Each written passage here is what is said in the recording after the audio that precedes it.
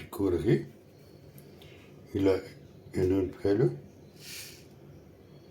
ఆవాలు, కూర తరిగి కూర సిద్ధం అయ్యేంత వరకు ఇలా నానబెట్టుకు ఉంచుకోవాలి. అంటే దాదాపు ఒక అరగంట టైం పడుతుందేమో.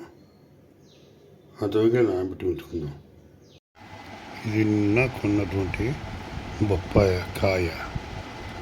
దీని తొక్క తీసి దీంతో ఆవ పెట్టి కూర చేసుకుందాము. ముందుగా బొప్పాయికాయని 2 ముక్కల కింద కట్ చేయాలి. తర్వాత తొక్క తీసి దాన్ని చిన్న ముక్కల కింద కట్ చేసుకోవాలి. కట్ చేసే క్రమంలో వచ్చినటువంటి విత్తనాల్ని తీసి పక్కన పెట్టేయాలి. అవి మనకి ప్రస్తుతానికి ఏం పనిచేయవు. మీద ఇంకా ఏ ప్రయోగం నేను చేయలేదు.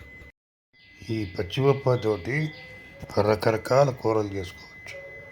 పప్పులో వేసుకోవచ్చు, పులుసులో వేయచ్చు, దీంతో పచ్చడి కూడా చేయొచ్చు. అయితే ఆవ పెట్టి చేసుకునే కూర చాలా అద్భుతంగా ఉంటుంది.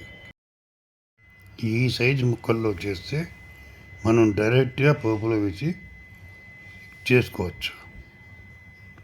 పోపుల్లో నూనె వేసి ఇలా కలపాలి.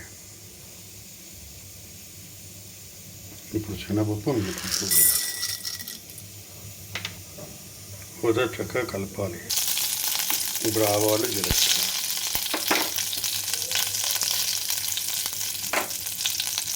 ఒక ఎండుమిరపకాయ, కరివేపాకు కలిపి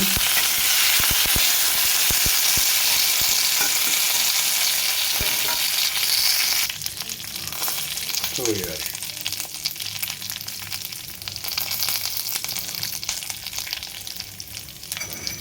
మరోసారి చక్కగా కలుపుకోవాలి.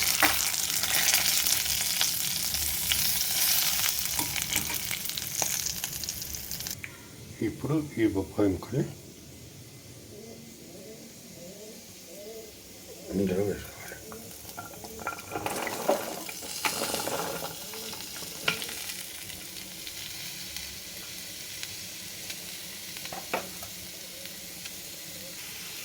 పోపు కలిసేలాగా పైన కింద చక్కగా కలుపుకోవాలి.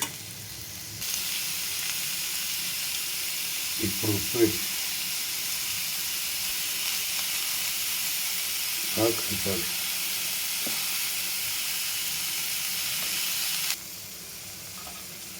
ఇప్పుడు దీని మీద మూత పెడదాం.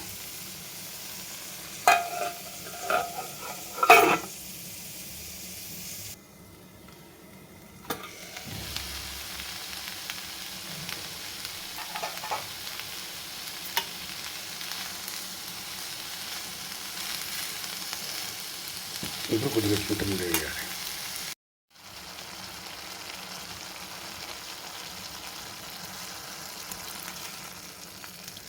ఈ మనం చింతపండు రసం వేసుకొని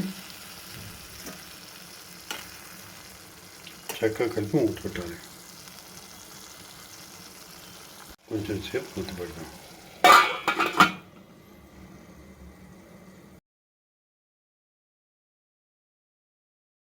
చక్కగా తయారైన ఈ కూర పైన ఆవపెట్టిన కూర పైన ఇట్లా కొద్దిగా నూనె వేసుకోవాలి. నూనె వేసి బాగా కలిపి దైవ నివేదన చేసి వడ్డించుకోవాలి. Thank you for watching.